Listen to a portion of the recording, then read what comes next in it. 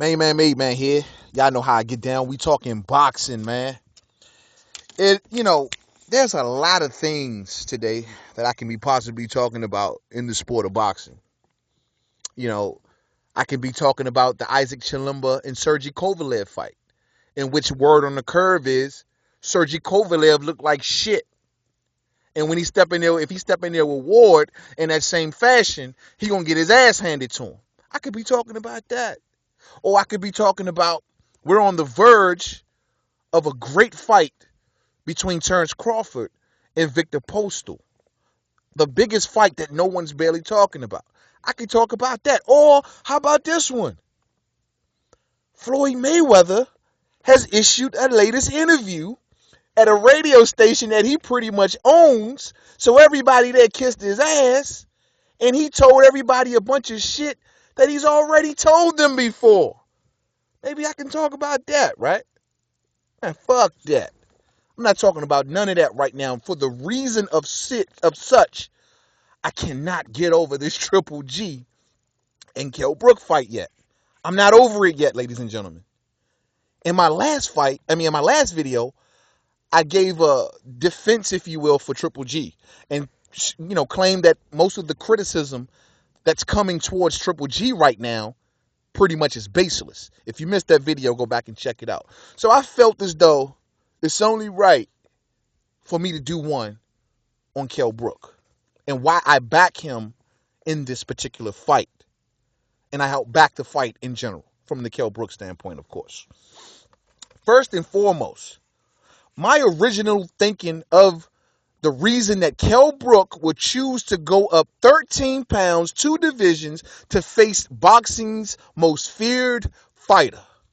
The reason, what is the motivation for Kell Brook to do this at 28 years old when he has such a bright future possibly ahead of him, right? First thing will come to your mind is the dude wants the money, right? That's what I thought. It was about that mean green. It was about that bag. It was about that payday. That's what I originally thought. And I said that in my original initial reaction video to this. But then you take a deeper look and you say, well, shit. Kell Brook is worth, at this present time, roughly about 7.6 million pounds, which in US dollars, given the exchange rate and all, equates to about $9 million. Upwards of such, downwards of such, given the exchange rate.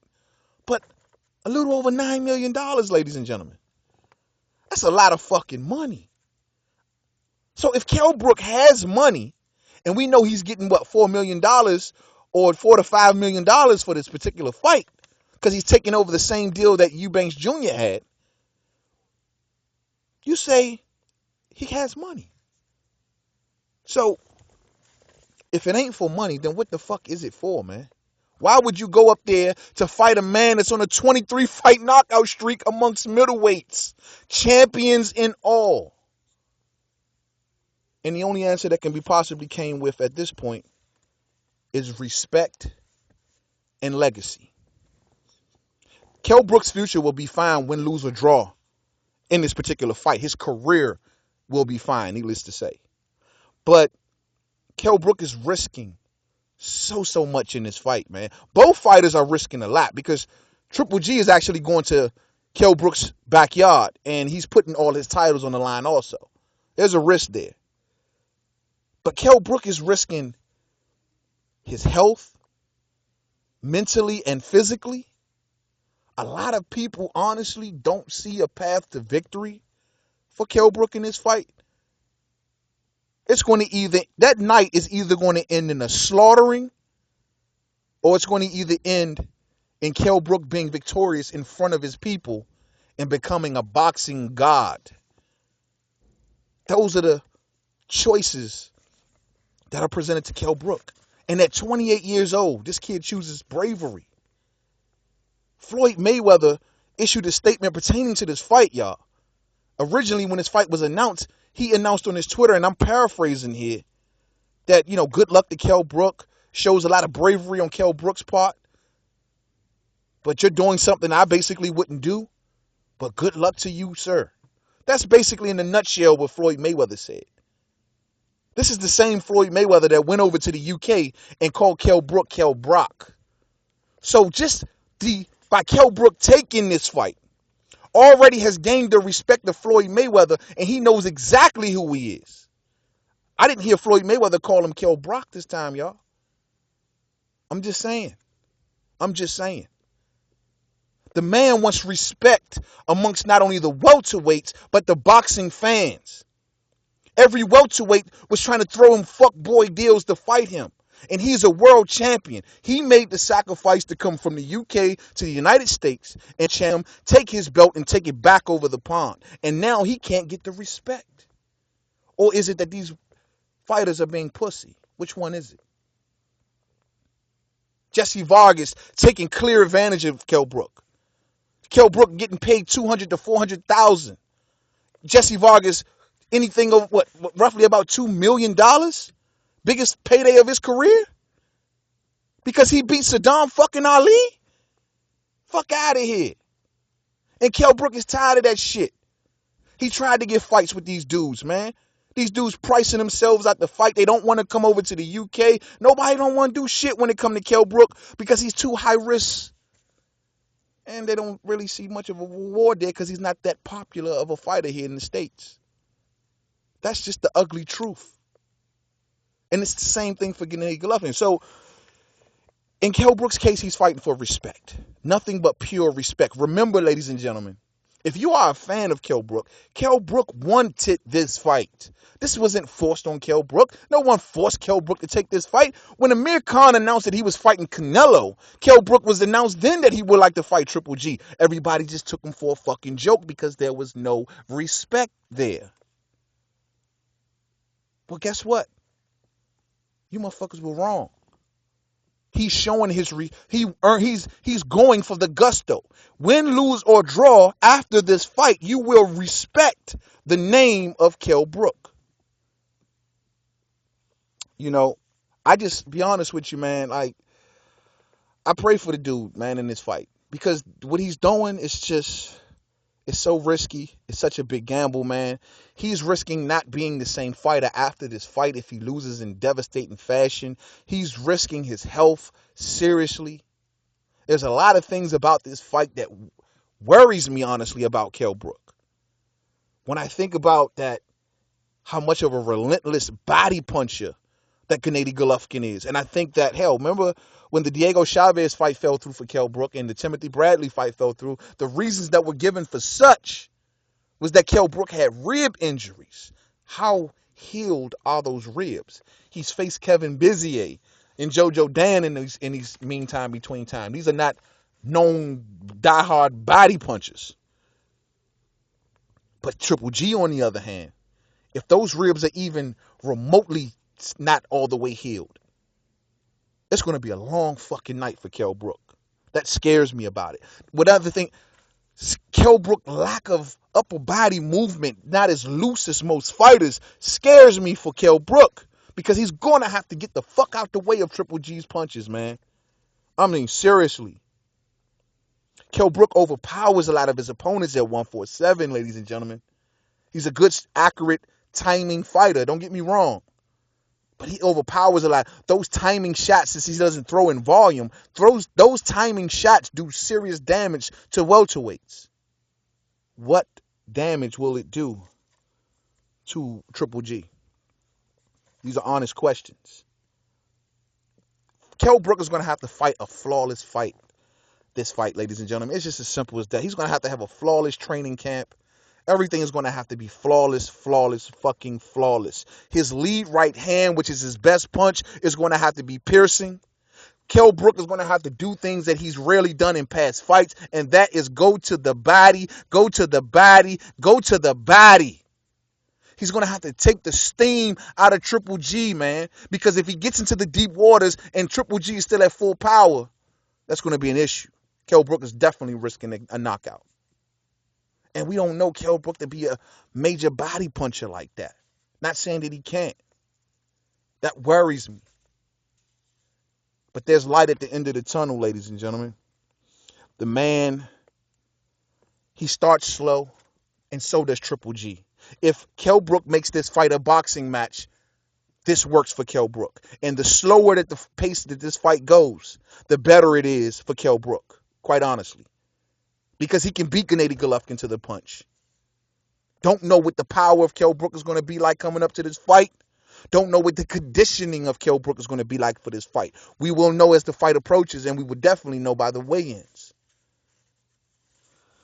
Man, there's a lot of things that worry me. But then, like I said, there's a light at the end of the tunnel. He's going to be also fighting in front of his own people. This does something for a fighter. This motivates a fighter in a way that a lot of us can never understand. To be fighting in your own backyard in one of the biggest fights on British soil can do a lot for a man. He's going to be at the O2 Arena. It's going to be a beautiful night. We don't know what this does for Kell Brook. There's talks of Kell Brook can easily compete at 54 anyway, right? So we know he's going to come in big. When you talk weight for this fight, a lot of people really believe that Gennady Golovkin may rehydrate up to the 180s, maybe in the late 170s. But ladies and gentlemen, at that weight or at the 160s, he's the same fucking Gennady Golovkin. He's devastating that no matter what weight you really put him at or what he rehydrates to, it's all about can he be outboxed. And what proves that statement is when Gennady Golovkin faced David Lemieux. He faced him on pay-per-view for David Lemieux's IBF middleweight title, and in which the IBF rules state that any title fights, the fighter cannot rehydrate 10 pounds over the contracted weight. Well, the contracted weight was 160, so neither fighter could have rehydrated over 170. Triple G came in at fight night 168.5. And David Lemieux came in at under 170, and Triple G destroyed David Lemieux. Same Triple G. If Kell Brook gets up to the 165-ish range, maybe 170, not expecting him to be the same Kell Brook. Quite honestly, that's just too fucking much weight. But if he rehydrates up to that point, and for some miracle way, he can stay as sharp as he is now, not expecting overnight power from him, but to just stay sharp at that weight, come in conditioned, he has a chance, ladies and gentlemen. He has a chance, but he's going to have to fight a flawless fight, have a flawless training camp. I mean, flawless. You never know how this weight is going to appear for Triple G. Triple G says, according to Abel Sanchez, they have been sparring bigger guys. Now they got to go find a whole another lineup of sparring partners of smaller guys. If Triple G gets too big, who's to say that's going to really be fucking good for him? Yeah, he may get more power, but he may get much more slower. And we all know that Kell Brook is the faster fighter amongst these two. He has speed, but he doesn't have quickness. There's a big, big difference. Mayweather has quickness, but he doesn't have speed. There's a big, big difference. And Kell Brook has speed. He will outspeed. His foot movement is faster. His body movements are faster. His reactions are faster. But his punching is not as quick. But it's accurate and it's timed usually very, very well. And who's to say that this Triple G comes in, if he decides to come in much heavier, because I'm not sure what the rehydration thing is about this. That's another thing that Floyd Mayweather threw out there, that fucking Kell Brook didn't get much in negotiations. Well, he got the same deal that Eubanks Jr. was going to get. All right, there wasn't enough time to go through a whole full-fledged renegotiation process. They have a date, they have a venue, they needed it locked in, and they needed HBO to back this fight, as well as Sky Sports, but it's mainly on HBO's part. And they have, and they got involved. And at short notice, $4 million to $5 million for Kell Brook, evidently he's happy. But he did not get no rehydration. They did not make this fight at a catch weight, which is one of the things I do respect. Though Kell Brook is coming up 13 pounds, at least this fight is at a divisional weight and not a 155 fucking Canelo weight. Ladies and gentlemen, this is not Canelo. There are so many different disparities. A lot of people just want to say, oh, well, Khan's only brought up 8 pounds. Kell Brook's going to be brought up 13 pounds. Well, Kell Brook is bigger than Khan. Kell Brook is bigger than Khan. I don't recall Kell Brook fighting at a lightweight. I recall Kell Brook. I don't recall him fighting in the lightweight division.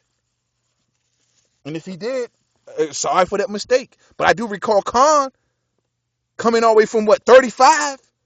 With no fucking chin? Kell Brook is fighting a harder puncher, give or take. Canelo Alvarez, to me, doesn't punch as hard as Gennady Golovkin. But Amir Khan, to me, doesn't punch as hard as Kell Brook. There's a lot of differences here. And on top of that, Kell Brook has a much better chin than Amir Khan, even though it was only really tested with really 1 to 2 fighters. And that was Carson Jones and Sean Porter. If you want to throw Sinchenko in there, be my guest. But I'm just saying, there's a lot of differences here. There's a lot of differences. The way it fit on Khan may not be nearly as the way it will fit on Kell Brook. I thought Khan was flabby in the weigh-in. I'm sorry. I don't expect to see that from Kell Brook. Because the dude's conditioning has always been sharp. So has Khan's. But it's just that the weight looked bad on him, man. I don't know what the weight would look like on Kell Brook, but I don't imagine it will fit on him that way. And Khan was extremely speed and quickness based. That ain't all Kell Brook's style. Kell Brook is about timing and accuracy. He has a good power at welterweight. Let's see, wait and see if he will pack the power to keep Triple G honest and coming down the front door. And he can maybe gain the respect of Gennady Golovkin. We just don't know. We just fucking don't know. I'm sorry, y'all. I think he can do it. The kid is doing it. If you are a fan of Kell Brook, man, you got to back him in this fight. Pray for him, but back him in this fight. This is a fight that he wanted. No one forced him into this fight. He wanted this fight for his legacy. He is going for greatness at 28 years old, and I applaud that. Ladies and gentlemen, don't be misunderstood. This type of shit has been going on in boxing since the beginning of the sport. No one will tell you that. That is the ugly truth of boxing. I can go through to the beginning of the sport and show you examples where fighters have went up or down 2 divisions or more. It's there. Just do your research. It's just the ugly truth of boxing. Don't lie the problem with the 2 fighters or the chasing the bags and shit, or chasing recognition or respect or whatever. Lie this at the feet of the sanctioning bodies that are allowing this fight. That's what you do. I feel for Kell Brook's safety in this fight, but he took this fight. It's his responsibility. I'm just a fan of his that's backing him in his decision. And if you're a fan of Brook, you should feel the same fucking way. One more thing before I end this video. And I've never really talked about this on this channel, and this is going to probably be the first and last time, I promise. But there seems to be a race thing going on. Meaning that if you are black and you support Triple G, you're being called all kind of names by people. And if you're white and you support Kell Brook, you may be called all kind of names by people as well. Well, I'm here to tell you, fuck that. It's bullshit. Nobody on this YouTube shit really know one another like that to be calling each other out each other's names. Fuck them. If you support whoever the fuck you want to support, this is sports. This is boxing. This ain't no fucking, oh, it's just because of race type shit. This ain't no fucking jail mentality shit. This is sports. Men get and women get into and look at this to have some escape from their everyday lives, if you will. They don't want to sit back and hear about a bunch of race shit because you feel a certain kind of way about race. Look, you support, ladies and gentlemen, you support anyone that you want to. When you talk about your favorite NBA or NFL team, it's multicultural. I've never seen an all black, all white, all Spanish, all Asian a ball club or ball team, baseball, football, or basketball. So what's the difference between that and boxing? It's all fucking sports. Support who the fuck you want to support, and don't let no one else on here or anywhere else for that matter influence you. Fuck them. Nobody don't really know you like that. Fuck out of here, man. And I see that shit getting just when people have lack of a better word or lack of a better argument, they turn to the race shit. And the shit is just bullshit. So don't feed into that, man. You want to support who you want to support, you support them. And tell them to shut the fuck up. Simple and Simon, man. To the next video, Main Man, Made Man. Don't forget to subscribe. Twitter, Made Man 511. Facebook, Main Man, Made Man Boxing Forum. Google Plus, Main Man, Made Man. It's just